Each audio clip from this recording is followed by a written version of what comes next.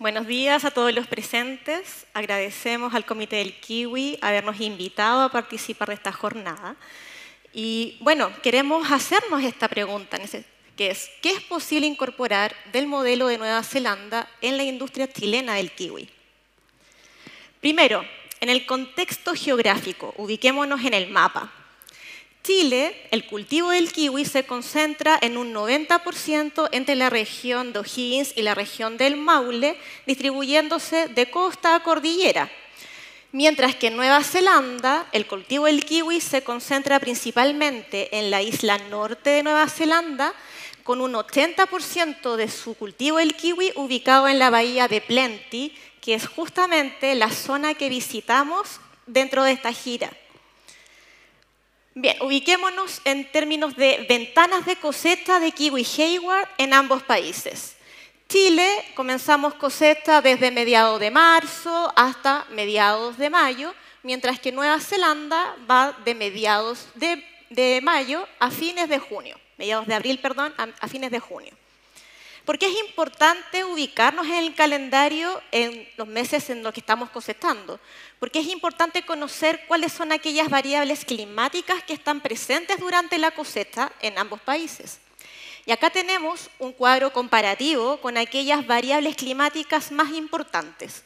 Primero, en términos de temperaturas mínimas y máximas durante la cosecha, en Chile se mueven entre 8 grados a 28 grados Celsius, mientras que en Nueva Zelanda hay mínimas de 10 y máximas de 18.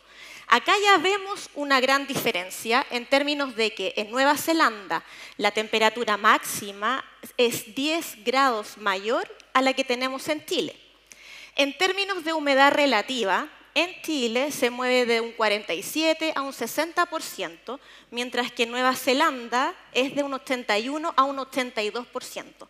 Acá hay una segunda gran diferencia. Vemos que en Nueva Zelanda hay una significativa mayor humedad relativa presente en el ambiente y esto, junto con una menor variación de temperaturas mínimas y máximas, está dado precisamente por su amplia influencia oceánica presente en todas las zonas del cultivo del kiwi en Nueva Zelanda.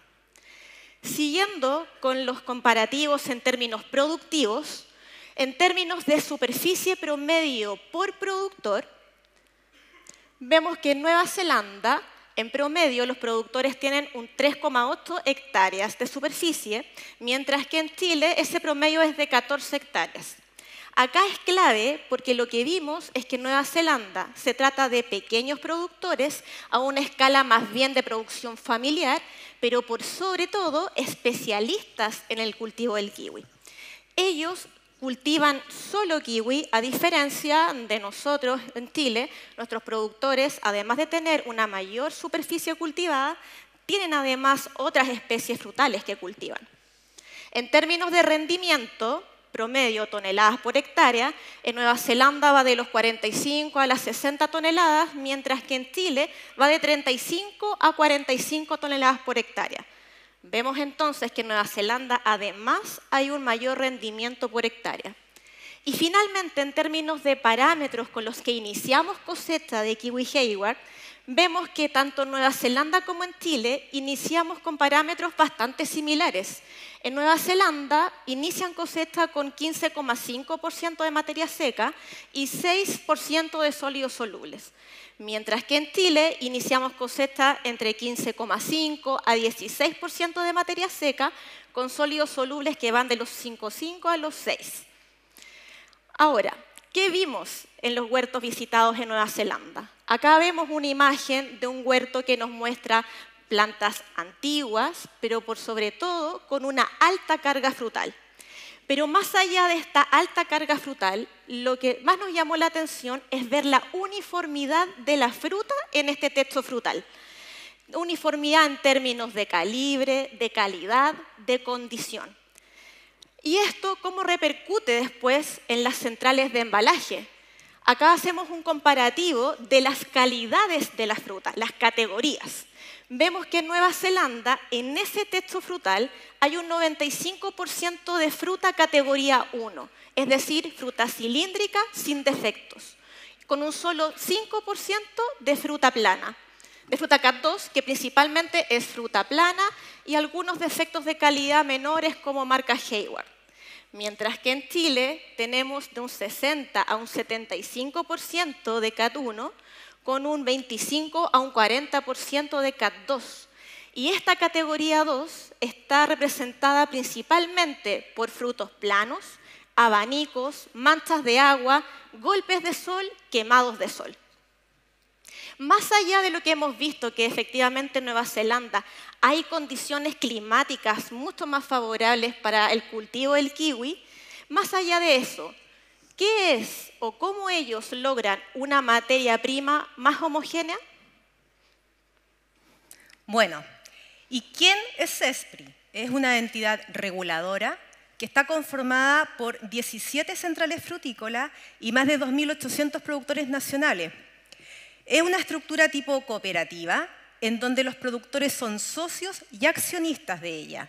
Es un único poder comprador hacia sus productores y un único poder comercializador, exportando el 97% de su producción nacional.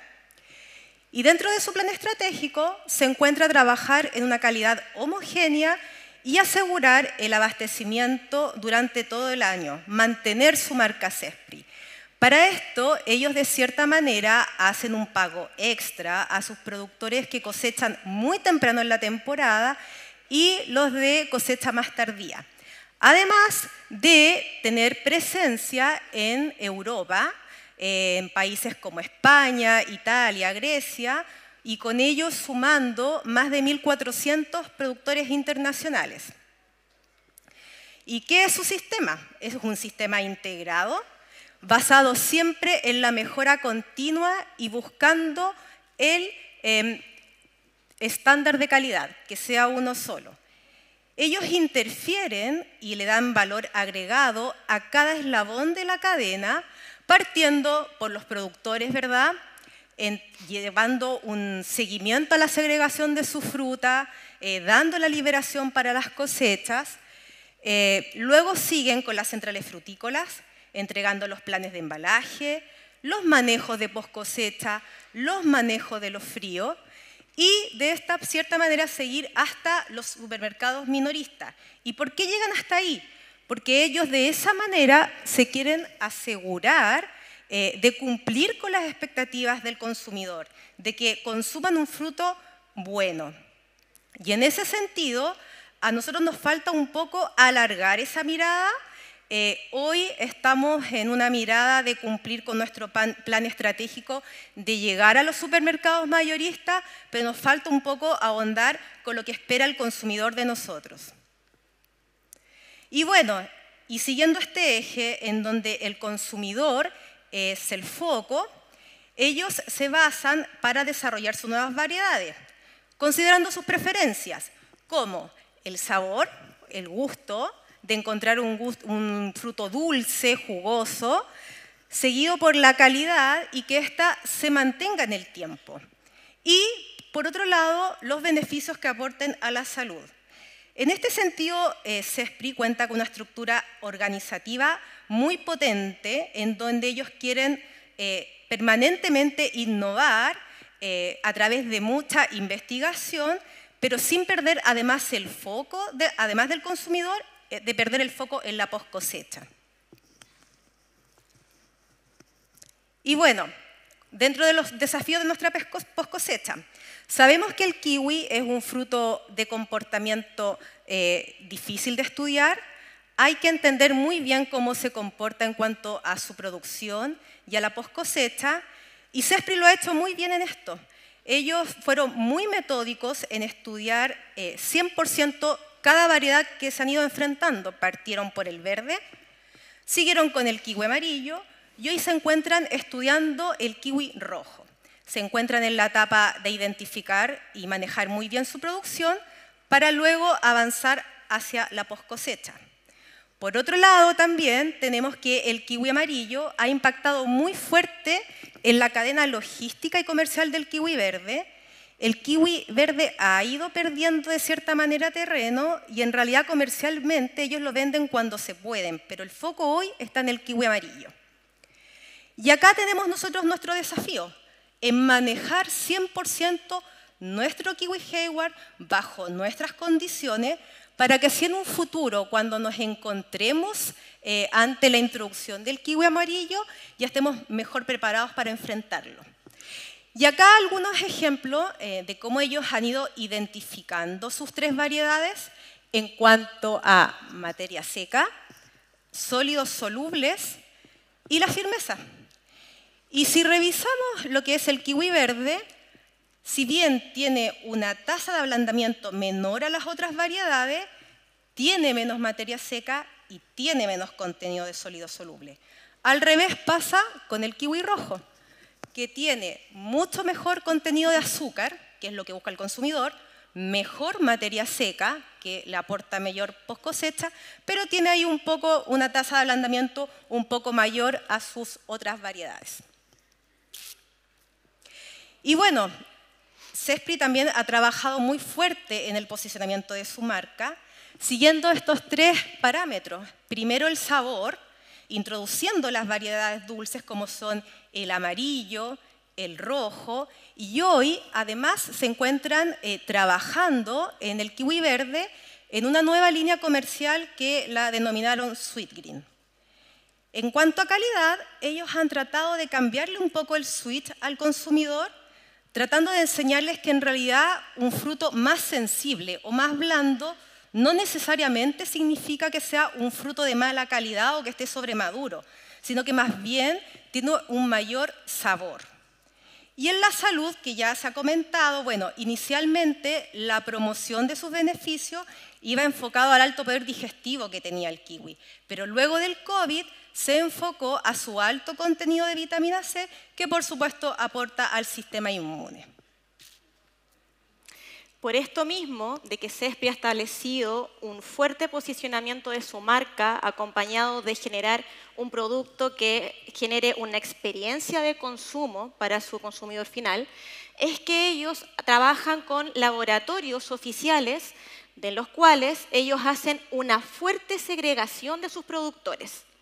En estos laboratorios oficiales de Zespri se evalúa la materia prima en términos de firmeza, sólidos solubles, materia seca, entre otros, con 3 principales objetivos.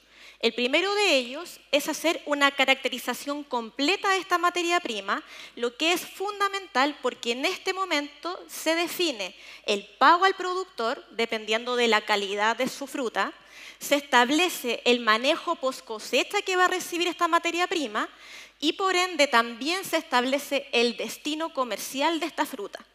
En un segundo objetivo, buscan asegurar el cumplimiento del programa de sabor Zespri. Para ello, hacen estas evaluaciones para asegurarse de que la fruta cumpla con el sabor mínimo estándar establecido por Zespri y además se realiza el incentivo al productor por fruta con mayor sabor. Es decir, en este punto, Zespri incentiva y paga al productor por una mejor materia prima que tenga mejor sabor. Y finalmente, en estos laboratorios oficiales es donde también se da el inicio oficial a las cosechas, asegurándose de que se cumplan los parámetros mínimos establecidos por Zespri, y esto vendría siendo un símil de lo que es nuestro PAM.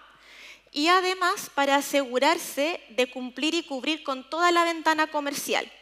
No solo incentivan económicamente a aquellos productores que tienen una mejor materia prima, sino que también incentivan a aquellos productores que cosechan muy temprano y muy tarde, entendiendo que los que entran más temprano a cosechar tienen una materia prima con menos materia seca, con menos sólidos solubles, pero que es necesario iniciar cosecha para dar inicio a la comercialización del kiwi. Y por otra parte, aquellos productores que cosechan más tarde y que por ende al momento de cosechar su fruta tiene una madurez más avanzada y por ende una vida post cosecha más corta, también se le incentiva económicamente, puesto que para Zespri es muy importante abastecer el mercado durante toda esta ventana comercial. Ahora, vámonos directamente a lo que es el flujo de proceso en las centrales de embalaje. Y acá la idea es que podamos ver dónde están aquellos puntos en que nos diferenciamos. Partiendo de que tenemos ya la materia prima cosechada, Hay un proceso que tenemos en Chile y no en Nueva Zelanda que constituye el drench o el dipping y que cada vez es más masivo en nuestro país. Este proceso, ¿cierto?, tiene como objetivo lavar el kiwi y eliminar la mancha de agua, que para nosotros es un problema grave y es un problema generalizado. Nos golpea tremendamente en la calidad de la fruta, en su cosmética y en la categorización. Nosotros tenemos este problema, por lo tanto, debemos ver cómo solucionamos o disminuimos este problema. Mientras que en Nueva Zelanda no tienen problemas de mancha de agua, ya vimos que durante el periodo pre-cosecha y durante las cosechas llueve abundantemente, por lo tanto el fruto se lava con el agua de la misma lluvia y no tienen estos problemas. En términos de, siguiendo el flujo, el proceso de curado es bastante similar en ambos países. Tanto en Chile como en Nueva Zelanda se realiza un curado al ambiente de 48 horas de duración a temperatura ambiente. Obviamente van a haber algunas diferencias en Nueva Zelanda con Chile, pero lo que nos llamó la atención particularmente, primero, ellos usan todavía muy masivamente el vinç de madera. Y en los patios de curado pudimos ver verdaderos bloques o muros de vinç de madera con muy poca ventilación. Algo que para nosotros fue sorprendente, pero que para ellos no representaba ningún inconveniente o problema. Y por otro lado, también vimos que ellos tienen un curado alternativo que lo hacen en cámara. Esto consiste en tener la fruta en cámara a una temperatura de 12 grados Celsius por un periodo de hasta 8 días. Siguiendo con el flujo, no me voy a detener en lo que es almacenamiento porque lo vamos a profundizar más adelante. Luego de cumplido el proceso de curado, hay fruta que va a ir inmediatamente a proceso y va a seguir el flujo de la línea de embalaje. Hay fruta que va a ir a algún tipo de almacenamiento, pero acá me quiero detener. Aquella materia prima que va a proceso convencional, en general, nosotros en Chile realizamos un proceso de preenfriado de esta materia prima en túneles de aire forzado. Por lo tanto, lo que nosotros hacemos es hacer un enfriamiento agresivo, un enfriamiento rápido de esta fruta previa a su proceso. ¿Y por qué está marcado en rojo? Porque Nueva Zelanda no hace esto. Ellos priorizan un enfriamiento lento, un enfriamiento pasivo en cámaras. Aquí hay una clave, una gran diferencia entre lo que hacemos nosotros con otra materia prima y lo que hacen ellos. Siguiendo el flujo del proceso, una vez que la fruta ya cumplió su periodo de almacenamiento y va a proceso, pasa por el vaciador, el escobillado, los rodillos, y acá hay otro punto diferente. Nosotros en nuestras líneas de embalaje tenemos la opción de hacer aplicación fungicida post-cosecha. ¿Por qué nosotros sí y Nueva Zelanda no? Bueno, porque nosotros tenemos un problema con la presencia de botrytis. Tenemos una alta presión de este hongo que nos provoca problemas de pudrición de nuestra fruta. Y por lo tanto, como para nosotros es un problema, tenemos procesos adicionales para poder contrarrestarlo o disminuirlo. Mientras que Nueva Zelanda tiene una presión de botrytis muy baja. Es más, en Nueva Zelanda ellos no hacen ninguna aplicación fungicida post-cosecha. Mientras que nosotros o lo hacemos en la línea o lo hacemos en el drench o en el dipping, aprovechando ese proceso de lavado, o incluso en las cámaras de guarda como forma de fogging. Siguiendo con el flujo, estamos en la línea de proceso, pasamos por selección, calibrador, ¿cierto? Selector, embalaje. No me voy a detener tampoco en términos de embalaje porque también lo vamos a ahondar más adelante, pero hay algo que es clave. Vimos que en Nueva Zelanda utilizan una única bolsa para todos sus embalajes y para todas sus calidades, y es una bolsa perforada que por lo tanto no requiere sellado. Mientras que nosotros para algunos mercados utilizamos una bolsa de atmósfera modificada, la cual requiere un proceso de sellado en línea y por lo tanto a nuestro flujo de proceso se agrega este proceso de sellado. Luego, embalaje etiquetado, paletizado, prefrío de producto terminado, almacenamiento, eso lo hacemos prácticamente por igual. Bueno, y retomando el embalaje, ellos son muy simples en cuanto a sus calidades y en cuanto a sus tipos de embalaje. Realizan un embalaje CAT 1, ¿verdad?, que es un fruto cilíndrico, limpio, un CAT 2, que, como mencionó María Paz, es principalmente diferenciado por fruta, por su forma y algunos defectos menores como marca de Heiwa y algún Rasset. En cuanto a sus embalajes, realizan solo dos tipos. El 80% lo realizan en bandeja de 3,6 kilos y un 20% a granel. Y la razón de embalar en bandeja es para evitar el daño de la presión que puede provocar la fruta entre sí. Y el granel, en realidad, lo utilizan por un tema operativo, cuando necesitan darle fluidez a sus procesos. Y, como mencionó María Paz, lo que más nos llamó la atención justamente fue el uso de esta bolsa muy simple, que es perforada y es traslapada, que por tanto hace ser mucho más eficientes sus procesos. ¿Y nosotros? Bueno, nosotros ante la heterogeneidad de nuestra materia prima, tratamos de crear más calidades, tratamos de aprovechar más nuestra fruta y venderla.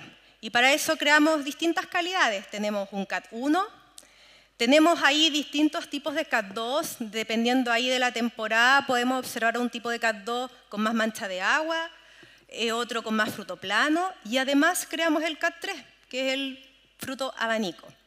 Y aquí hay que ser muy cuidadoso porque ya revisamos que el kiwi verde ha ido perdiendo un poco terreno, está ganando el amarillo, entonces ya va a haber menos opción de vender ese CAT 3 en el mercado. Entonces tenemos que trabajar a nivel de huerto en eliminar ese CAT 3 y en tratar de reducir los porcentajes de CAT 2.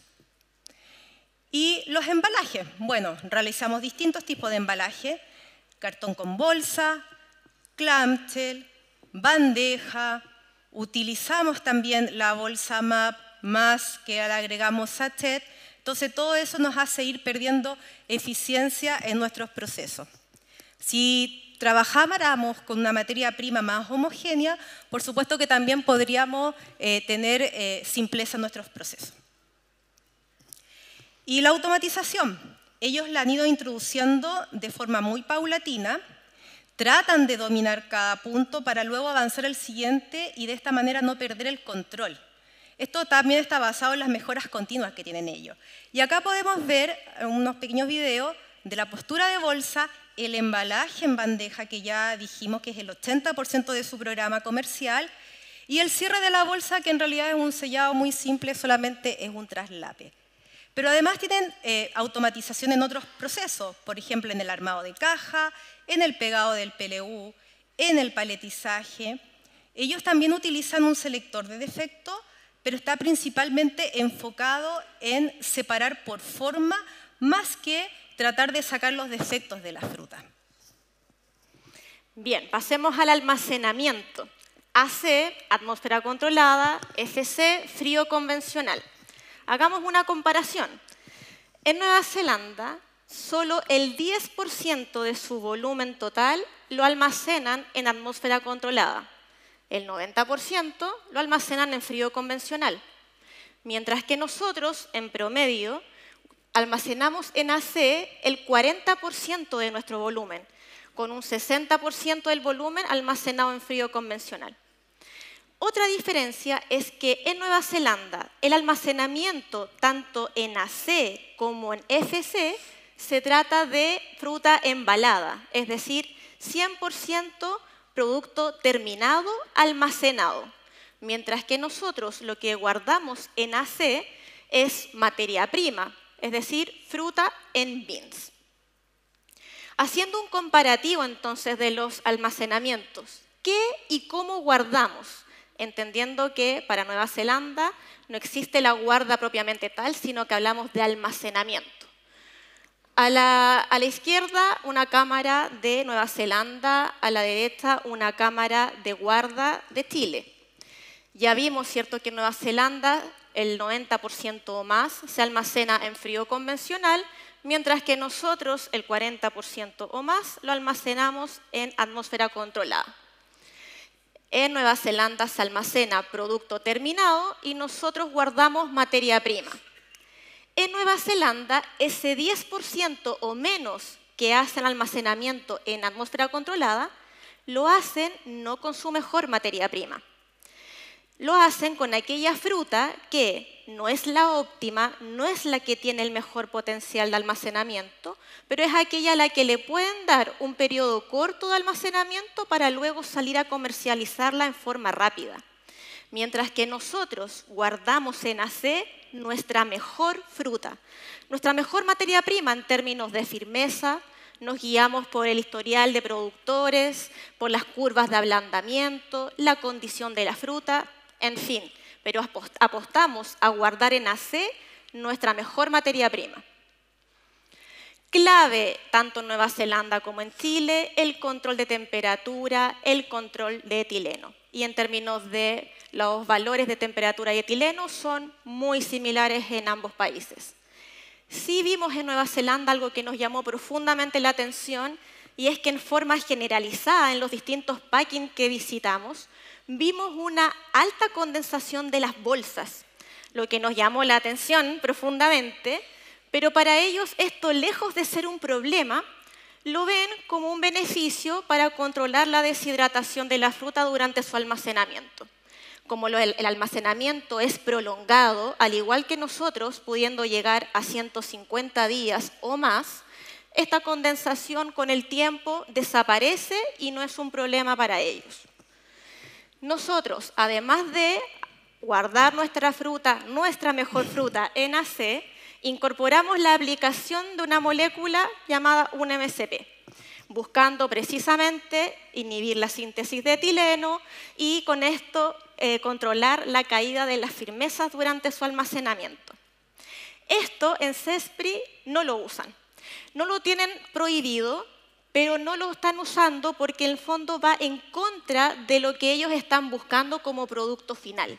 Ya vimos que buscan un kiwi que sea sabroso, con sabor, con jugo, y por lo tanto entienden que esta aplicación iría en contra de lo que están buscando. Nosotros, además de hacer esta aplicación, dependiendo de la temporada, además aprovechamos esta instancia para hacer aplicación fungicida en cámara como método de fogging. Ahora bien, también vimos que el plan de almacenamiento en Nueva Zelanda no es al azar. Está planeado, está dirigido de acuerdo a la materia prima. ¿Y cómo lo hacen? Tienen un plan, una estrategia de guarda o de almacenamiento en base a la concentración de sólidos solubles de su fruta. Entonces, acá vemos como en el gráfico, ¿cierto? La que está marcado en verde como largo almacenamiento es aquella fruta que tiene entre 9 a 11 grados Brix. Esa es la materia prima que tiene el mayor potencial de almacenaje y por lo tanto es la que se almacena por un periodo de tiempo mayor. Mientras que aquella fruta que tiene menos de 9 grados Brix se almacena por un mediano tiempo. Y aquella fruta que tiene más de 11 grados Brix también requiere un almacenamiento más corto y una comercialización más rápida. No solo tienen bien caracterizada su materia prima para poder enfocar y dirigidamente los manejos de almacenamiento, sino que además han impulsado fuertemente tener una materia homogénea, una materia prima muy homogénea para tener bajas desviaciones estándar en los valores de sólidos solubles de las muestras de su fruta. Bueno, y con esto ya vamos llegando al despacho. En cuanto a sus condiciones, son muy similares a las nuestras. Ellos setean también sus contenedores a 0 grados Celsius, pero hacen la excepción con la fruta más firme, con la de inicio de temporada, en donde esos contenedores ellos los setean a 4 o a 5 grados Celsius, con la finalidad que esta fruta se vaya de cierta manera acondicionando y que llegue lista para comer al consumidor. Y bueno, además tienen otra particularidad, que es que pueden despachar con firmezas más bajas a las nuestras. Y por dos motivos. El primero es su estrategia comercial, que ya la revisamos, en donde ellos llegan hasta los supermercados minoristas. Por eso ellos se pueden hacer cargo, hacer seguimiento de su firmeza, pudiendo jugar ahí con unas firmezas más bajas. De hecho, sus firmezas óptimas de despacho son 6 libras, a diferencia nuestra, que trabajamos con 9 a 10 libras, dependiendo obviamente de los mercados. Pero por otro lado, es la materia prima distinta, pero no necesariamente en cuanto a su calidad, sino más bien a su condición. Cuando un consumidor se enfrenta a un fruto de 5 libras, ¿verdad?, que fue cosechado con 10 grados Brix, que puede ser el caso de Nueva Zelanda, versus uno de 6 Brix, que puede ser nuestro caso, la sensación de la firmeza es distinta. Al desdoblarse el azúcar al almidón, eso le aporta más soluto, le da más turgor al fruto, por ende la sensación al tacto de esa firmeza es distinta. De hecho, en igualdad de condiciones en cuanto al tránsito, nosotros se los consultamos y ellos despachan, por ejemplo, a Europa con promedios hasta de 5,5 libras y llega sin ningún problema con 4 libras al arribo, considerando además que ellos no tienen tecnologías de post cosecha y van con una bolsa perforada. Y llegamos a los desafíos y conclusiones. Y la primera, que hemos repetido mucho, es la importancia de la homogeneidad de nuestra materia prima. Trabajar en que sea más uniforme. Nosotros sabemos que no vamos a hacer igual que CESPRI, porque no tenemos las mismas condiciones climáticas, no tenemos el mismo plan estratégico, pero podemos mejorar. Podemos tratar quizás de parecernos un poco más a nuestros competidores que Europa, en donde ellos trabajan con un producto más limpio, enfocándose a tener máximo un 20% de CAT2 y que por supuesto nos ayuda en toda la cadena logística. Como segundo punto, la competitividad. Es urgente que cambiemos nuestro objetivo de corto plazo a mediano plazo, sobre todo entendiendo que el kiwi Hayward va a ir perdiendo espacio frente a variedades más dulces, como las amarillas, las rojas, e incluso frente a variedades nuevas, verdes, que van a ser más dulces. Por lo tanto, entendiendo esto, es que debemos esforzarnos y unificar los esfuerzos para lograr una materia prima homogénea que nos permita manejos más eficientes, reducir los costos productivos, pero por sobre todo posicionarnos en los distintos mercados con un producto consistente. Bueno, y en post cosecha tenemos 2 desafíos. El primero es tratar de incorporar este enfriamiento pasivo, entendiendo que el kiwi es un fruto tropical y tenemos que tratar de mantenerlo, o sea, de manejarlo de esa forma. Y bueno, esto obviamente dado según nuestras condiciones operativas y según algunos mercados que nosotros podamos enfocarlo. Y lo segundo es tratar de disminuir las aplicaciones de post cosecha en la medida que nosotros podamos conocer nuestra materia prima. Sigamos el historial de nuestros productores, podemos prescindir de algunas tecnologías para ir siendo más eficientes. Y por último, y no menos importante, las nuevas plantaciones. Aquí hay un desafío grande y es muy importante que los proyectos de nuevas plantaciones consideren zonas agroclimáticas más idóneas para el cultivo del kiwi. Preferir aquellas zonas con influencia costera, con influencia marina. Ya vimos que eso nos puede aportar menos variación de temperaturas y aportarnos una mayor humedad relativa en el ambiente. Entonces, alejarnos de la zona norte, alejarnos de la precordillera, alejarnos de aquellas zonas donde nos está costando acumular materia seca y sobre todo alejarnos de aquellas zonas donde tenemos riesgos de heladas. ¿Y por qué este punto es clave? Porque una vez iniciadas nuestras cosechas, como tememos al evento de helada, nos apuramos en cosechar. Queremos acelerar nuestras cosechas para arrancarnos de la helada y con esto perdemos la oportunidad de tener un fruto con mayor acumulación de materia seca, con más azúcar, perdemos la oportunidad de cosechar una fruta mejor terminada y por ende con una mejor vida post cosecha, y por sobre todo perdemos la oportunidad de tener fruta consistente y con sabor. Esta ha sido nuestra presentación, les agradecemos a todos. Muchas gracias.